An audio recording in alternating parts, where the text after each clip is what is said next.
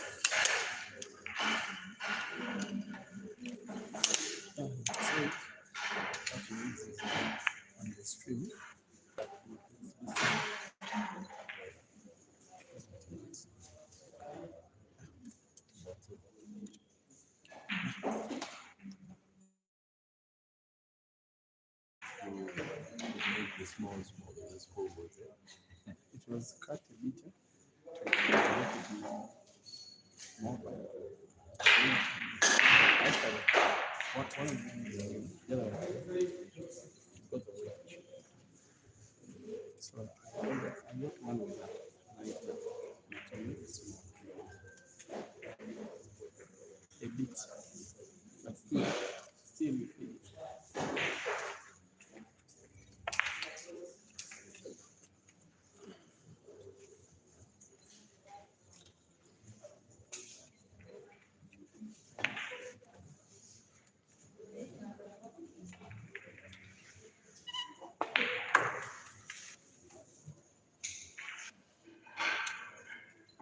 come on.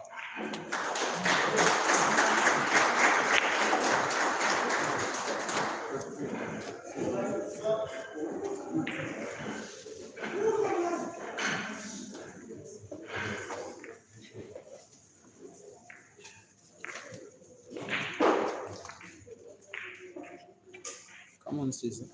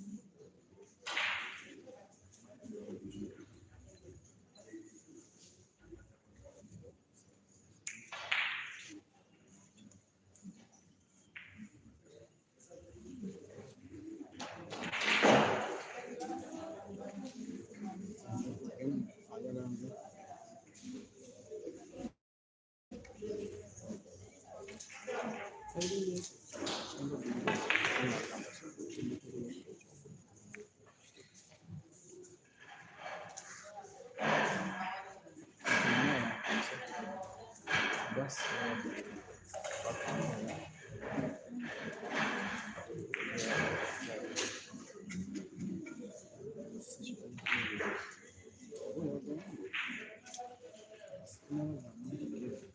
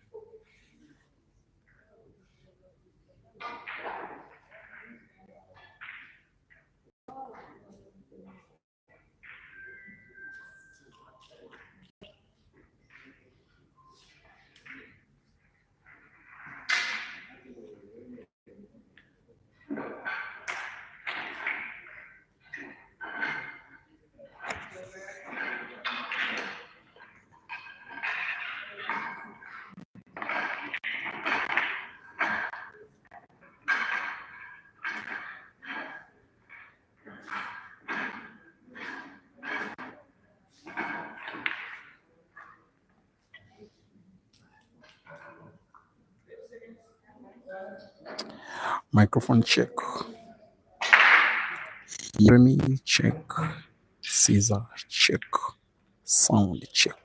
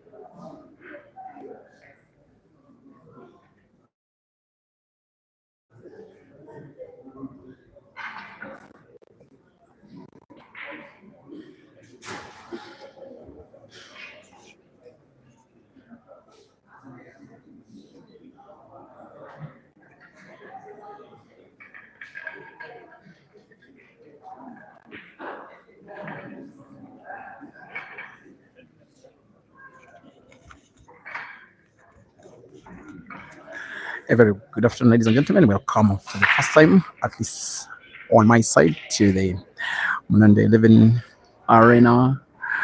We're in the heart of the city of Harare in Zimbabwe at Mnondo Street. Is where we are having the African HEYBALL Championships sponsored by Joy, the Chinese mega company that owns the franchise that is the Joy Billiards, the Joy World HEYBALL Championships, and everything that has gotten to do with Joy. Now, just after 10 minutes of arrival, there was no other place to be than stream some of these games now.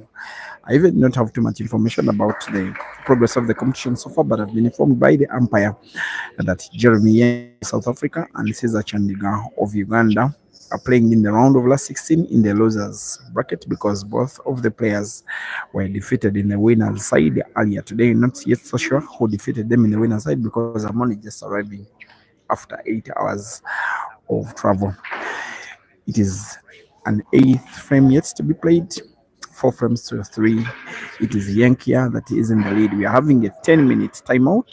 When players resume, we shall have commentary resume. Otherwise, you are listening to the voice of Simon Peter Chobe live from Break and Finish Live Facebook, as well as Peter Chobe live YouTube. Round of last 16 in the losers bracket, the double elimination competition, that is the Joy HEYBALL African Championships right here in Harare, in Zimbabwe. It is 4 frames to 3. It is YENKIAH leading against Caesar, racing to 7 in what looks like just under 1 hour left to play. The winner qualifies for the round of last 18 in the loser side. The loser exits the competition all the way home. After this, I'll be giving you updates on what is happening on other tables and updates on the progress of the competition so far. Once again, and YENKIAH 4.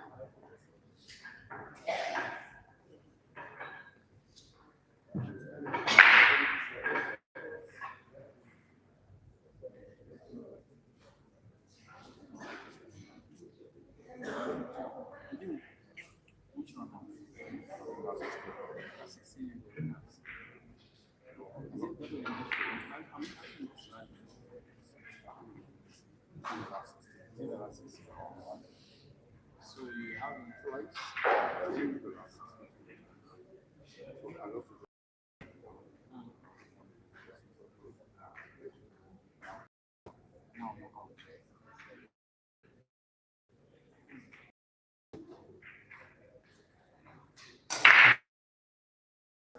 What was the score?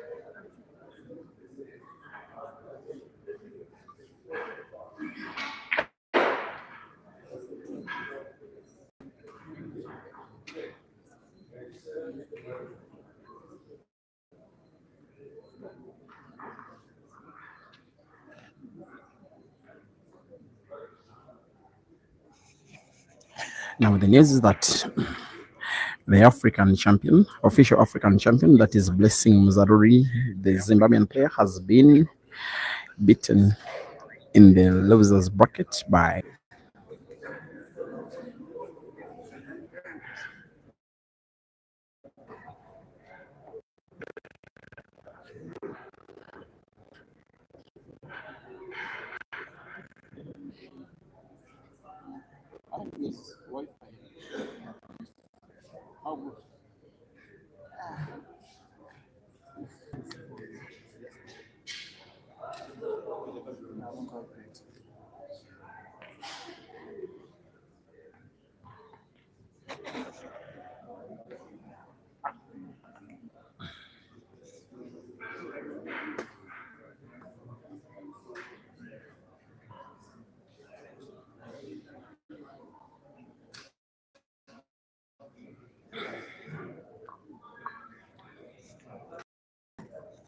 Now, there was something that was a little bit bizarre that happened momentarily ago. Not just the network, but also the fact that this is a timed tournament, I think, to not more than 1 hour and 30 minutes to play the matches to completion. And at some point, the umpire's stopwatch ran out of battery and it was not showing the time left. But with the knowledge that there are a number of matches that all started at the same time, I think the match was aligned to other matches that are happening on other tables. That's why we're having this situation of an update in terms of time left. It is 31 minutes and 30 seconds to go. In the race to 7, South Africa's Jeremy YENKIAH leads against Uganda's Caesar CHANDIGA. We are racing for a place, I think, in the round of last 16. I'm made to learn. Yes, the round of last 16 in the losers bracket, but winning this match only qualifies the winner into the round of last 16 in the main draw. They are racing to 7. They are playing double elimination up to the round of last 16. So before the round of last 16, play 2 lives. When they reach the overall round of last 16, then it is 1 life per player. It is in this ongoing frame, Jeremy YENKIAH leading against Caesar Chandiga by 5 frames to 4, with Caesar playing the solids, Jeremy playing the stripes.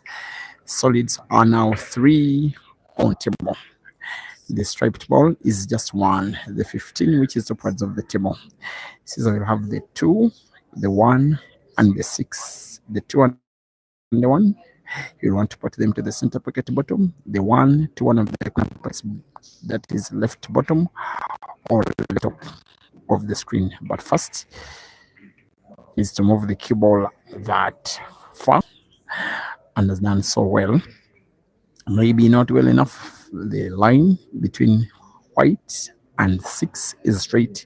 If he puts white, is not natural for 1. If you were to put 1 to the center pocket bottom, the Scorpion will have his work cut out, making the pot and then manipulating white are 2 different things altogether. At the end of the day, he's showing some little bit of learning on the HEYBALL table. Yes, sometimes patience pains, but it pays better. I will call that effective shooting by Caesar, limiting Jeremy to seeing white, needing to put the 15 to the corner pocket top right. Even if he does, which is in my opinion quite unlikely, manipulating white for the 8 or the black will not come easy. Jeremy will try. He's been a black ball player, Jeremy, for some time. I've streamed matches against involving him twice. That was, I think, in the African Championships 2019 and the African Championships in 2023. I've got a little bit of history against Ugandan players. I remember him defeating in 2023 the then Ugandan champion Vanika Mansur in the round of last 32 at the African Championships. He's taking on now the current Ugandan champion, who has a lot of unanswered questions, most especially on the HEYBALL table. But for this ongoing frame, the Scorpion stings. 10 frames played, 28 minutes to go. Caesar 5 and YENKIAH 5.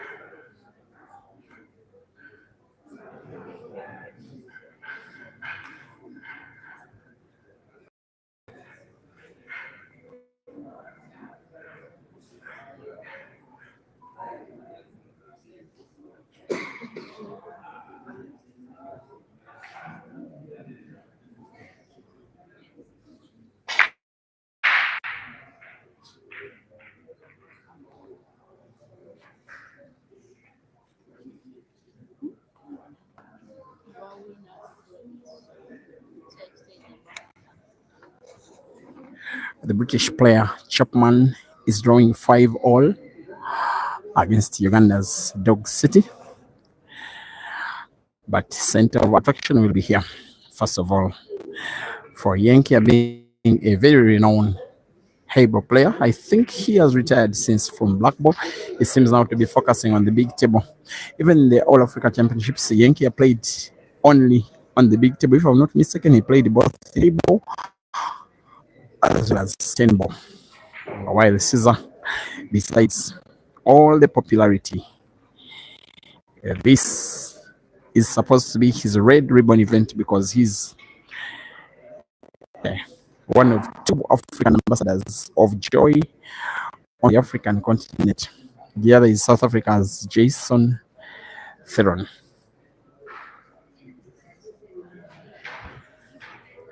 The ladies, I'm informed, are in the round of last 4 in the losers bracket and round of last 4 in the winners bracket. So it's 4 players left in the ladies event without losing a single match. In this one, both these guys they are aiming to knock out each other. I love YENKIAH team skills. Watching the screen, is it called that easy? Because we are used to seeing pool. This is not pool, this is HEYBALL. The table is 2.5 times bigger. The distance from the pocket is always bigger. What can YENKIAH do? He's trying to do something about the solids, which are 1, 2, 3, 4 in number. Perhaps 5, that is the 4, 5, the 1, the 7, and the 3. Caesar has all of 5 solids on the table. YENKIAH playing, putting a solid and playing the cue ball round, both 7 and 3. He may also have side 1, which is the yellow. It will be something. If he finishes this one off, he will go for defense here. He's limiting Caesar to having sight of perhaps the 13, the 14, and the 12.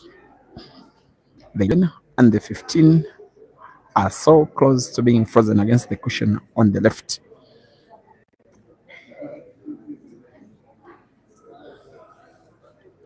And the Scorpion is in trouble here.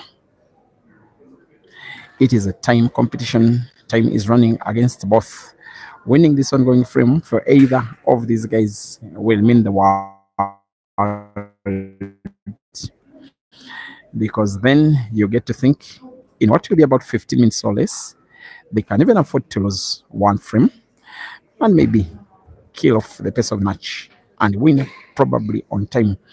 Of course, they are more than good enough to play a full race to completion by playing all 13 frames in the remaining time. But then if one of them wins this ongoing frame, of course, one of them they will be big favorites because they will have 2 chances of winning either outright or on time. YENKIAH going for the 1 to the corner pocket, diagonally, bottom right. He goes slow. Cue ball played with the top spin. He seems off target. His body language always said it all. It looks tricky here. These 2 guys, even on HEYBALL tables, are renowned players. I just think in some kind of way, experience on the HEYBALL table is the way of YENKIAH.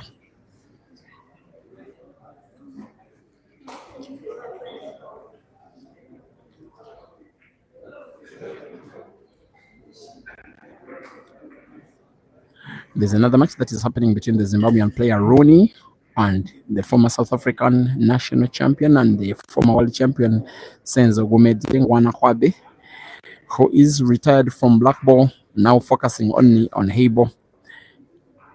He will really need to perform well in this one. Guys, the winner goes home with 10,000 US dollars. How much is that? in your local money. I will not be telling you mine with pride, but yes, it is about 37 million in my currency. How much is 10,000 US dollars in your money?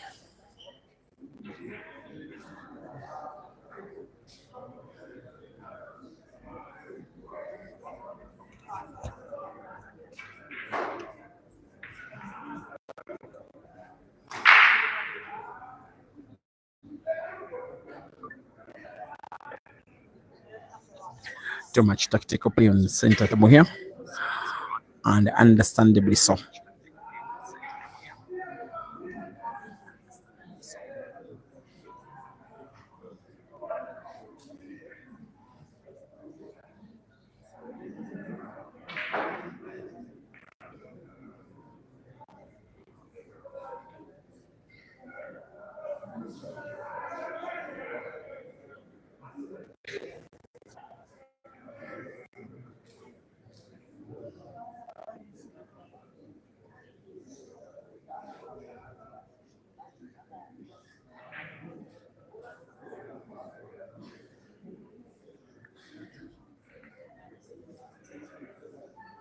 Tapas Mashata, you say it is $10,000 in your country. I think you're Zim. In this country where we are, the US dollar, you can call it the local currency. It's the currency in which they transact in business every day, but there is an unofficial local currency that is the Zim dollar. It's the US dollar used the most. And when looking for change, depending on where you are, for instance, here in Harare, even when you're looking for change, you are perhaps safe using the kwacha, the Zimbabwe. When you're in other places like Bulawayo, you are better off with the South African rand just to get change, because the starting note in the dollars is a relative note. Winston Chakwedi, it's 19,000 kwacha, you say. Last born blessing, you say it is 180,000 lean in South Africa. Wisdom Wise and Daniel, thank you for watching. You say the Zims don't have their own currency. They have, and I have a note in my pocket of the Zim dollar. And by the way, it is a it's a relatively strong currency, just that it is not used almost at all in normal transactions.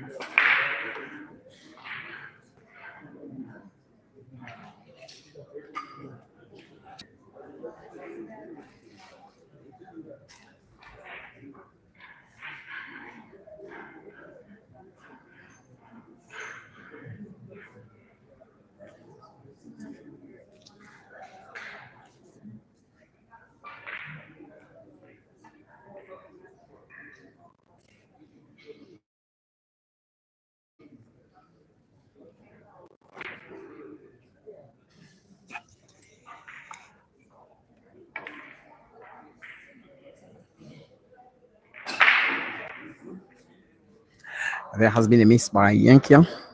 His idea was to have a sharp cut of the three into the center pocket top. His idea came short. It's in this frame where I think that Caesar has gotten his defensive game on. The player that is called Mr. Ambassador by his fans because of his ambassadorial role with joy in this very sport. The little bit of misfortune is that playing Heyball in the country of his origin is a very, very rare thing. He will now apply the scorpion stance as he puts the 11, draws the cue ball off the cushion. He manipulates it well enough for cushion drive of the 14 to the same corner pocket, top left, where he has just played the 11. You will get a feeling that it can go in, and with him having to maintain sight of the 12. White had been maintained for the 15. Caesar will not be happy with himself here. The miss also came with him giving away the cue ball to YENKIAH to put the 3. Then move the cue ball maybe off 2 cushions or 3 cushions to the top left corner where he's having his body now. He wants to put the 7 to the corner pocket at the bottom left, where the 12, either direct or off the 12. Off one cushion and another. It looks to be lacking movement. Maybe it will do. Maybe a few more centimeters of movement will be better, but this one will be okay as well. It will be more effective for YENKIAH if by rail drive the 7 is played off the 12, not only to make the pot easier, but also to play the 12 away for YENKIAH to put the 8 as well to the same corner pocket. He will take all the time. He knows this next shot so far for the course of this match maybe is the most important of them all that have been played so far. The idea is to put 7 off, open up the pocket for him to pass the 8 as well. 7 off 12 in space for the 8, but looks like a partial no.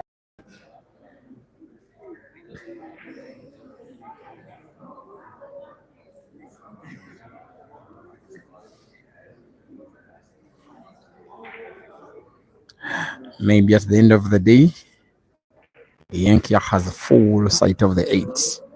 Putting it puts him within 1 frame of what will be a big victory. 8 is in. The frame is won by the South African. It is Jeremy 6 and Caesar 5. Race to 7 with 13 minutes left to play.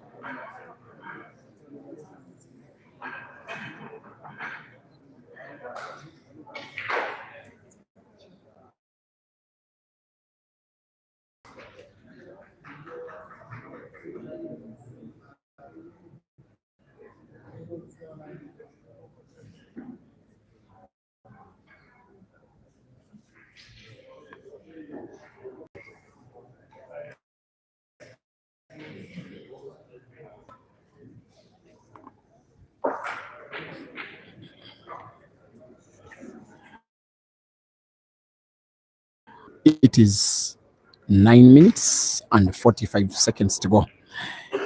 It is time enough for Caesar to try and win this ongoing frame. If he does, we play the remaining frame either to completion or the match can be decided on penalties. YENKIAH on stripes, Caesar on solids. Stripes are 7 in number, none of them potted, many of them positioned at the right end, but he's playing one into another. Plays 12 into 15, gets to pot 15, plays 12 at the top cushion on the left. He has full sight of the 10. You have a feeling he can pot the 10 to the corner pocket top left, play the cue ball into the 9, which is right behind the 6. And there's the option of playing the 11 to the center pocket bottom first.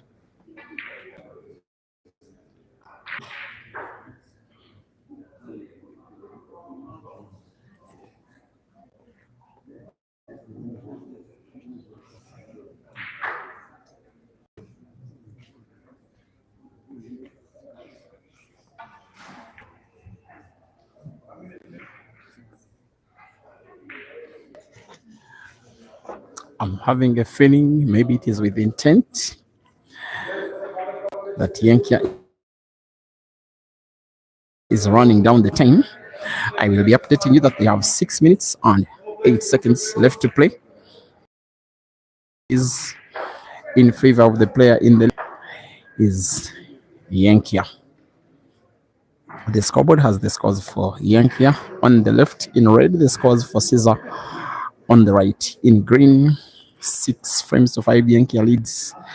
They are racing to 7 in one of the last 2 or 3 matches happening at the venue.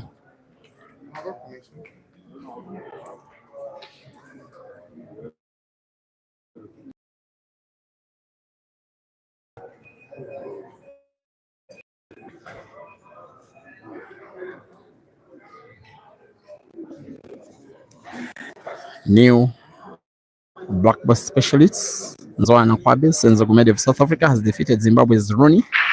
He does qualify for the round of last 16. Uganda's Rashid Wagaba Dog City is in as well. South Africa's Jeremiah Naido is in as well.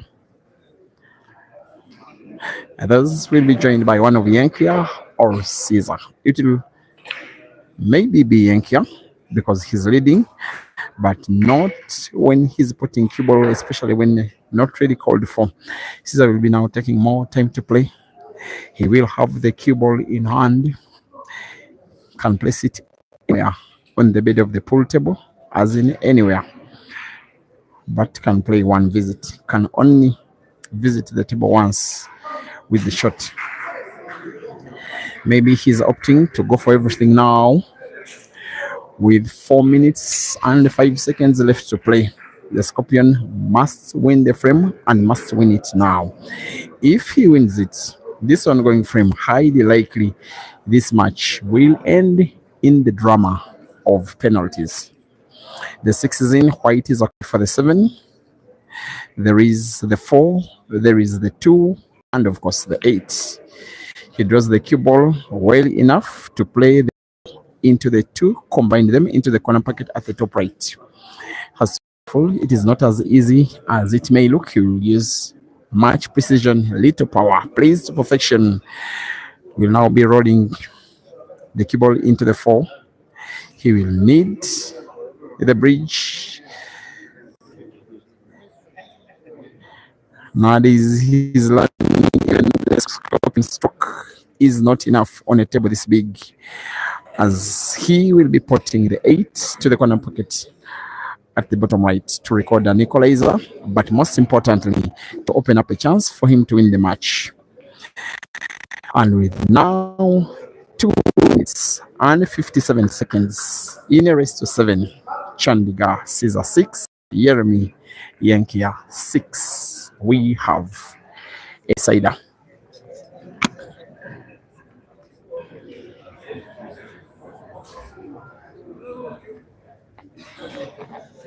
Now, guys, don't have any doubt. The 2 minutes left to play are not time enough to play the decider to completion.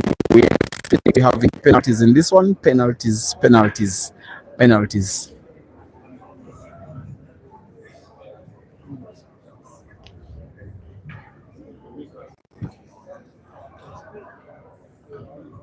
You are watching the joy of HEYBALL Championships coming live from Nonde Pool Arena in Harare, the heart of the capital city of Zimbabwe. This one will be the very last match to end in this round, with Uganda's Caesar Chandiga playing within a nick of time, hoping that he can finish all of them 7 solids and then the black, and then try to do something very unthinkable.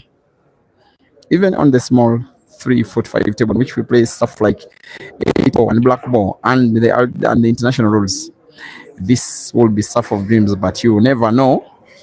Maybe he can. Maybe height can let him down.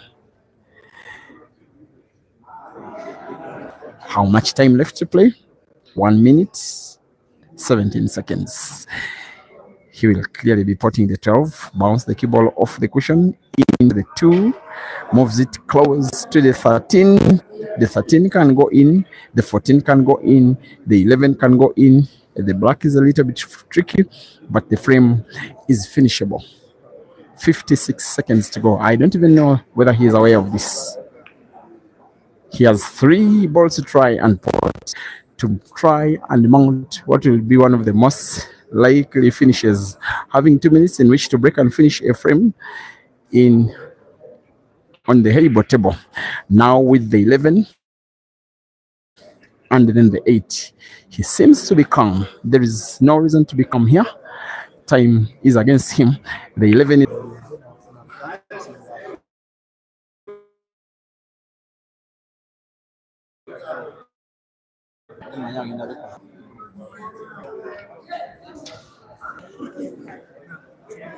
please accept my apologies. Those that may have lost the stream momentarily on the for the YouTube, as the network is a little bit shaky. I may have even to change the streaming position for the rest of the action today. What you have is confirmation of the match between Uganda and Caesar Chandiga and South Africa's YENKIAH, one of the best matches in the competition so far.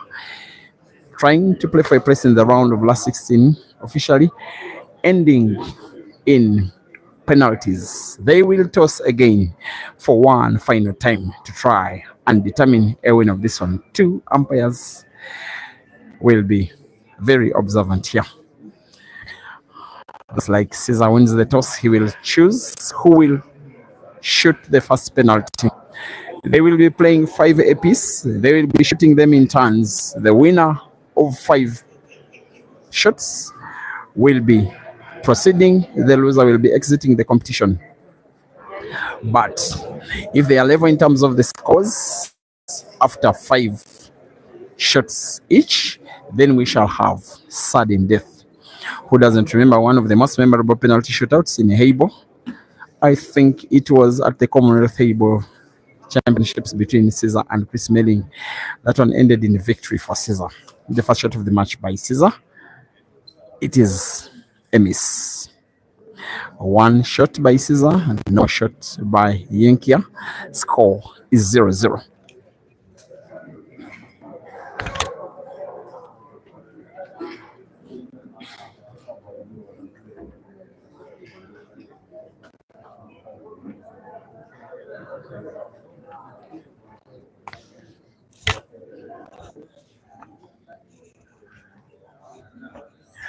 First shot by YENKIAH. He will want to go for the same pocket Caesar did.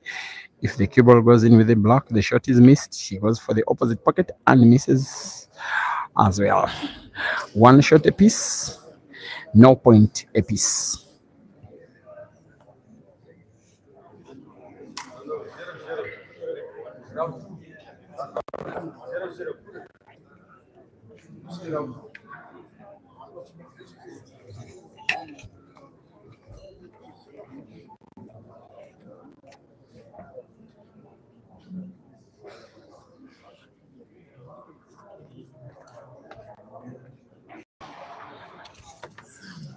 And I think this will be the very first time ever since the start of the match that Caesar will be leading. For most of the match, he has either been trailing, just for once he was drawing. That was right at the end of the match. The first time he's leading is in penalties. YENKIAH will be taking his second shot, now trading for the first time in the match. He will go for the corner pocket, I think, at the top left. It is a big miss. 2 shots apiece, Caesar 1 and YENKIAH 0. Umpire places the cue ball right in the middle of the ball line.